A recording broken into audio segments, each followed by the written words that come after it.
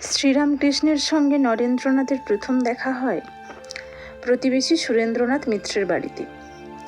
সময়টা ছিল 1881 সালের নভেম্বর মাস।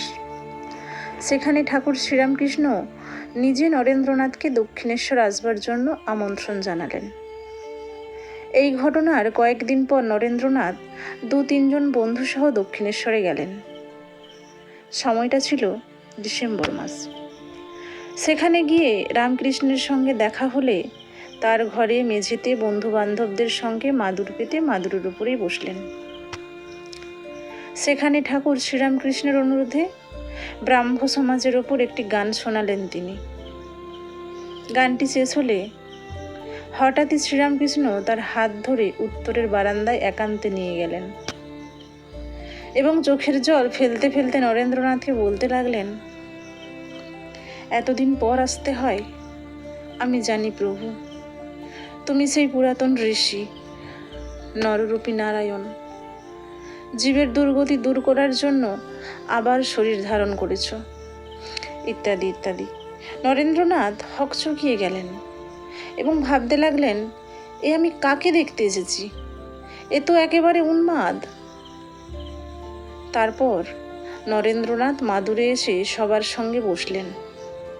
এখানে শ্রীরামকৃষ্ণ পুনরায় ফিরে এসে তার অন্যান্য ভক্তদের নানান উপদেশ দিতে লাগলেন। তার হাব ভাব চালচলন এখন স্বাভাবিকই লাগলো নরেন্দ্রনাথের চোখে, এবং তার ভক্তগণদের দেওয়া উপদেশ শুনে তিনি অনেক বেশি মুগ্ধ হলেন। নরেন্দ্রনাথ এবারে তার কিছুটা সামনে এসে প্রশ্ন করলেন, মহাশয়, আপনি কি ঈশ্বরকে দেখেছেন? ঠাকুর শ্রীরামকৃষ্ণ একটুও দেরি না করে বললেন, হ্যাঁ দেখেছি। তোমাদের যেমন দেখছি, তোমাদের সাথে যেভাবে কথা বলছি, ঠিক তেমনভাবেই তাকে দেখা যায়, তার সঙ্গে কথা বলা যায়। নরেন্দ্রনাথের মনে হলো তিনি নিজ উপলব্ধি থেকেই একথা বলছেন। আবার একই সঙ্গে কিছুক্ষণ আগের ঘটনা মনে করে তিনি ভাবলেন, শ্রীরামকৃষ্ণ এক ধরনের উন্মাদ ব্যক্তি। শ্রীরামকৃষ্ণ নরেন্দ্রনাথকে একদিন একা আসতে অনুরোধ করলেন। যাই হোক, এর প্রায় 1 মাস পর নরেন্দ্রনাথ আবার দক্ষিণেশ্বর এলেন, তবে এবারে তিনি একাই এলেন। নরেন্দ্রনাথকে দেখে শ্রীরামকৃষ্ণ বিছানায় বসতে বললেন এবং হঠাৎই ভাবাবিষ্ট হয়ে তার পা নরেন্দ্রনাথের গায়ে স্পর্শ করালেন। সঙ্গে সঙ্গে নরেন্দ্রনাথের এক অদ্ভুত উপলব্ধি হতে লাগলো। মনে হতে লাগলো ঘরের জিনিসপত্র যেন সব কিছু বাঁই বাঁই করে ঘুরতে ঘুরতে হারিয়ে যাচ্ছে। গোটা বিশ্বটাই যেন ঘুরতে ঘুরতে মহাশূন্যে বিলীন হয়ে যাচ্ছে। ভয়ে নরেন্দ্রনাথ চিৎকার করে উঠলেন। ঠাকুর শ্রীরামকৃষ্ণ তার স্পর্শটা সরিয়ে নিলেন। এরপর নরেন্দ্রনাথ প্রায়ই দক্ষিণেশ্বরে যেতেন ঠাকুর শ্রীরামকৃষ্ণের সঙ্গে দেখা করতে। আস্তে আস্তে নরেন্দ্রনাথ শ্রীরামকৃষ্ণের একজন বিশেষ ভক্ত হয়ে উঠলেন। বিশেষ ভক্ত এই কারণেই বললাম, ঠাকুর তাকে অন্যান্য ভক্তদের তুলনায় অনেক বেশি ভালোবাসতেন তার অসম্ভব ভালো গুণগুলোর জন্য। যেমন তিনি ছিলেন ধ্যানবীর, অসম্ভব ভালো গায়ক, আবার তিনি চূড়ান্ত জ্ঞানী মানুষও ছিলেন। নরেন্দ্রনাথ খুবই যুক্তিবাদী, নিজে না দেখে না উপলব্ধি করে কোনো কিছুই বিশ্বাস করতেন না। ঠাকুর শ্রীরামকৃষ্ণকে প্রতি ক্ষেত্রে পরীক্ষা করে দেখতেন।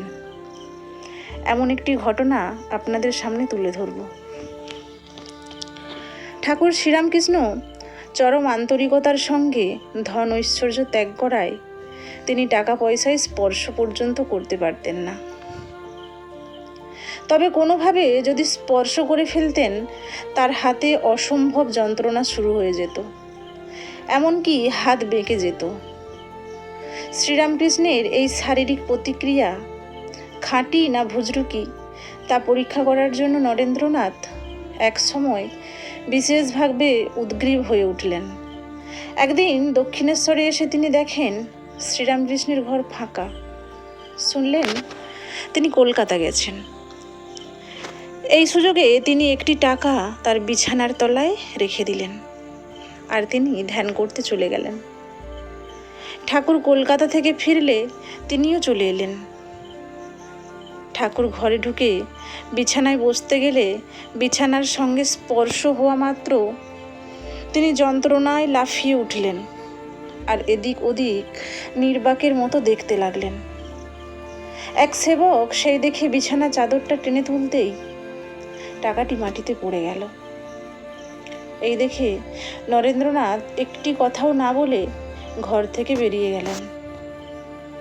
ঠাকুর বুঝলেন নরেন্দ্রনাথ তাকে পরীক্ষা করছেন, এবং তাতে তিনি বেশ খুশি হলেন। এইভাবে নরেন্দ্রনাথ বহুবার পরীক্ষা করেছেন শ্রীরামকৃষ্ণকে, এবং প্রতিবারই তিনি অবাক হয়েছেন।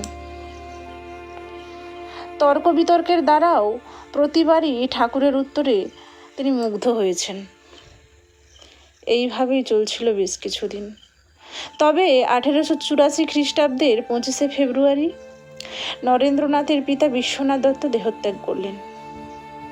অন্তিম ক্রিয়া সম্পন্ন করার পর জানতে পারলেন তাদের সংসারের অবস্থা খুবই খারাপ।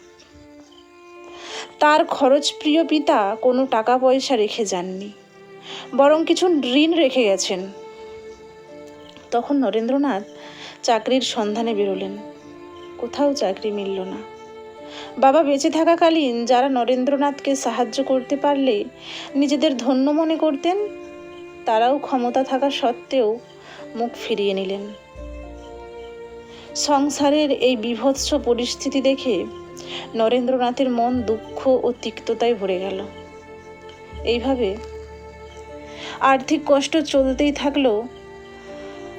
যেদিন ঘরে খাবার থাকতো না, সেদিন সকালে মাকে বলতেন, আমার নিমন্ত্রণ আছে, এই কথা বলে সারাদিনের জন্য বাইরে চলে যেতেন। এই রকমভাবে কয়েকদিন চলার পর একদিন সকালে ভগবানের নাম নিয়ে ঘুম থেকে ওঠার সময় তার মা তাকে খুব আজে বাজে কথা বলতে শুরু করলেন। তুই কার নাম করছিস? এই দুঃখ দুর্দশার সময় তো ভগবান কিছুই করছেন না আমাদের জন্য। ভগবান বলে কিছুই নেই। নরেন্দ্রনাথ বাইরে বেরিয়ে অনেক সময় খেতে না পেয়ে রাস্তার ঘাটে এখানে ওখানে ঘুমিয়ে পড়তেন। অনেকে তাকে নানান কটু কথা বলতে লাগলেন। কেউ কেউ তো তাকে দুশ্চরিত্র মাতালও বলতে লাগলেন। এই পরিস্থিতিতে নরেন্দ্রনাথ দক্ষিণেশ্বর যাওয়ায় বন্ধ করে দিয়েছিলেন এক প্রকার, কারণ ভগবানের উপর থেকে তার বিশ্বাসটাই হারিয়ে গিয়েছিল। ঠাকুর শ্রীরামকৃষ্ণের কাছে সেই খবর পৌঁছল। ঠাকুর কিছুতেই নরেন্দ্রনাথের সম্পর্কে দুশ্চরিত্র, মাতাল এই শব্দগুলি বিশ্বাস করতে পারলেন না। তিনি নরেন্দ্রনাথকে ডেকে পাঠালেন। নরেন্দ্রনাথ দক্ষিণেশ্বরে এলেন এবং শ্রীরামকৃষ্ণকে বললেন তিনি সংসারের এই দুঃখ কষ্টের ভার বইতে পারছেন না, এবং তিনি সংসার ত্যাগ করে সন্ন্যাসী হবেন। ঠাকুর তাকে অনেক বোঝালেন। বললেন, আমি জানি তুমি মায়ের কাজের জন্য এসেছো, সংসারে কখনোই তুমি থাকতে পারবে না, কিন্তু আমি যতদিন আছি ততদিন আমার জন্য থাকো। এইভাবে বুঝিয়ে তিনি নরেন্দ্রনাথকে বাড়ি পাঠিয়ে দিলেন। এরপর নরেন্দ্রনাথ একটি অ্যাটর্নি অফিসে কাজ করে। ও কয়েকখানা বই অনুবাদ করে যা সামান্য আয় করছিলেন, তাই দিয়ে মা ও ভাইদের মুখে সামান্য অন্ন জোটাতে সক্ষম হচ্ছিলেন তিনি। কিন্তু তার কোনো স্থায়ী কাজের সুব্যবস্থা হলো না। তিনি ভাবলেন, ঠাকুর শ্রীরামকৃষ্ণের কথা তো ঈশ্বর শুনেন। তিনি যদি ঈশ্বরকে অর্থাৎ মা কালীকে বলে দেন, তাহলে তার মায়ের ও ভাইদের খাওয়া পড়ার একটা সুবন্দোবস্ত ব্যবস্থা হবে। তারপর তিনি দক্ষিণেশ্বরে গিয়ে রামকৃষ্ণকে সেই কথা জানালেন।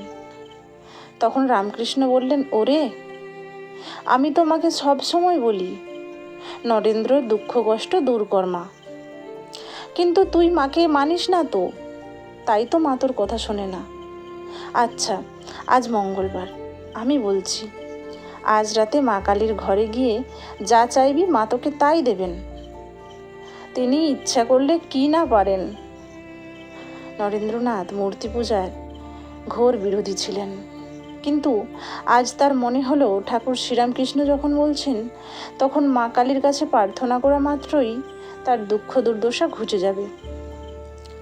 রাত্রে ঠাকুর তাকে মায়ের ঘরে মায়ের কাছে প্রবেশ করে তার প্রার্থনার কথা বলতে বললেন। মন্দিরে যেতে যেতে নরেন্দ্রনাথের পা টলতে লাগলো। গাঢ় কোনো নেশা তাকে আচ্ছন্ন করলো।